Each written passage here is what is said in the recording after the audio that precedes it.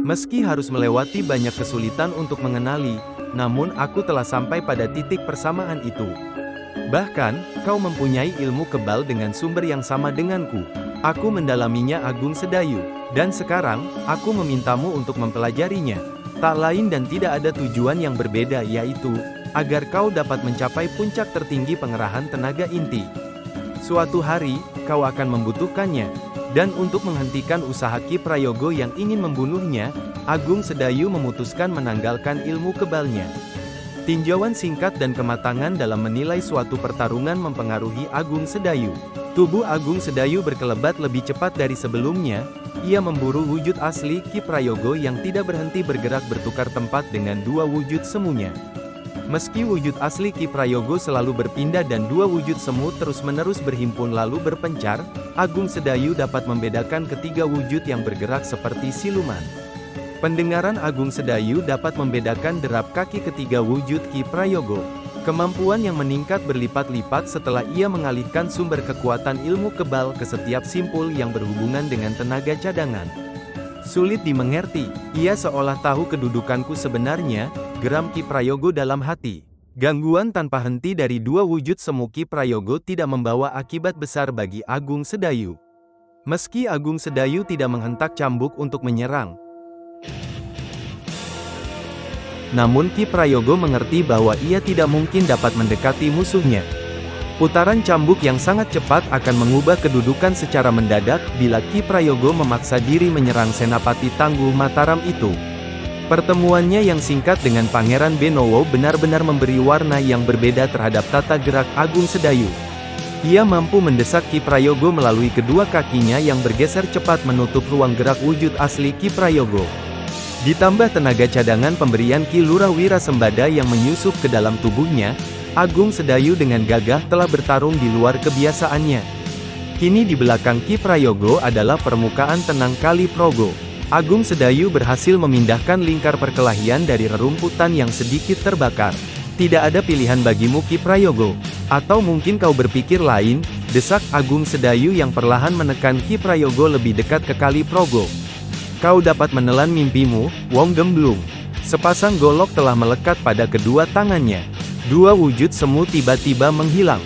Tubuh Ki Prayogo melejit tinggi ke samping, menjauhi Agung Sedayu yang mendadak menghentikan gerakan agar Ki Prayogo benar-benar mendarat dengan sempurna. Agung Sedayu tidak ingin menyerang musuhnya yang berada dalam kedudukan lemah. Pageran keprajuritan terpancang teguh dalam jiwa Agung Sedayu. Ditambah ajaran Kiai Gringsing untuk tidak menyerang lawan dalam keadaan terlemah membuat Agung Sedayu setapak surut. Meski kedudukan mereka akhirnya sejajar di tepi permukaan, Agung Sedayu bergeming dalam keadaannya. Perempuan, pancing Ki Prayogo sambil merangsek dengan golok yang datang bergulung-gulung menghantam Agung Sedayu. Kembali Agung Sedayu memutar cambuknya menyambut serangan Ki Prayogo. Kali ini ia tak lagi sekedar menutup diri dengan pertahanan yang rapat. Agung Sedayu meledak. Ia telah mendalami pukulan jarak jauh dari kitab peninggalan gurunya. Bagian akhir dari tulisan Kiai Gringsing.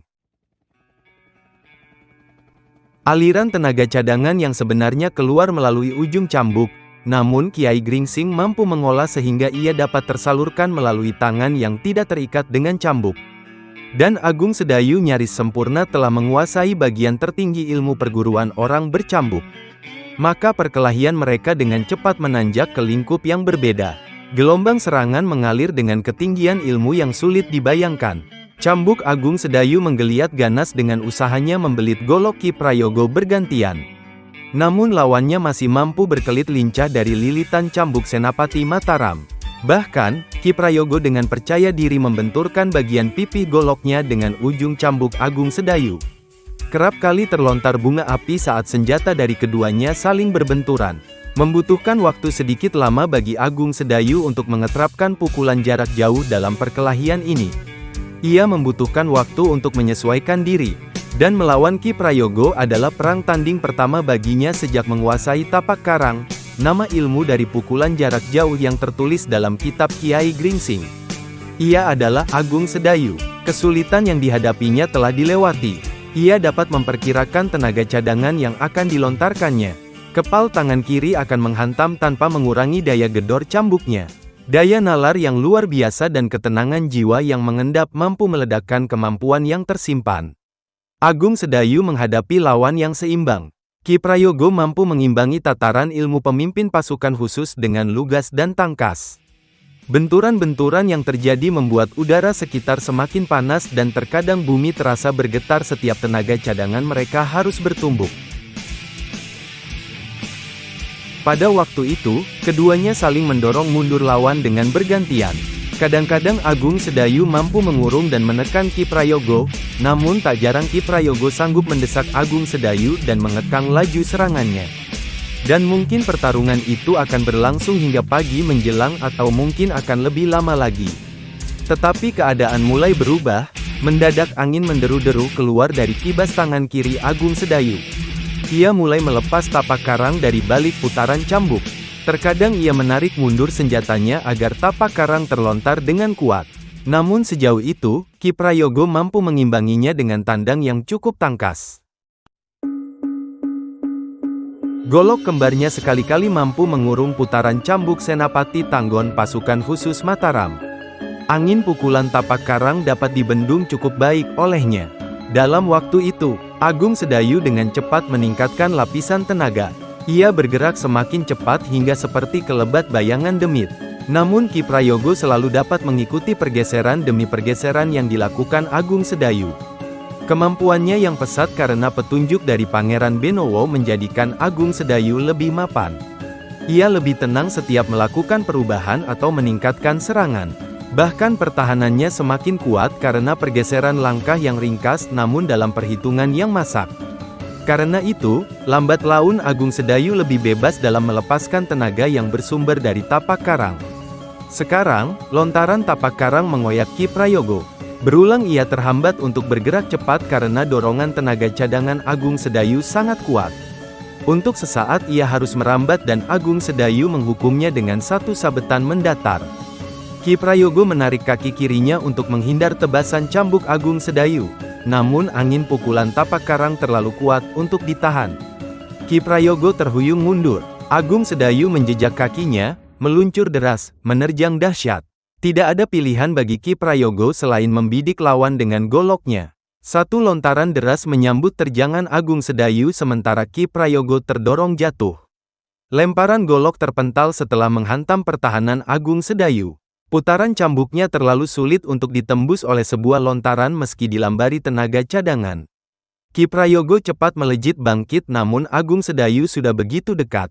Saat cambuknya membentur golok Ki Prayogo, geliat Agung Sedayu begitu luas lalu satu tendangannya mampu menyentuh dada Ki Prayogo. Kembali Ki Prayogo terpental jatuh dan senjatanya terlepas. Dan seakan tidak merasakan sesak di dada, ia cepat bangkit.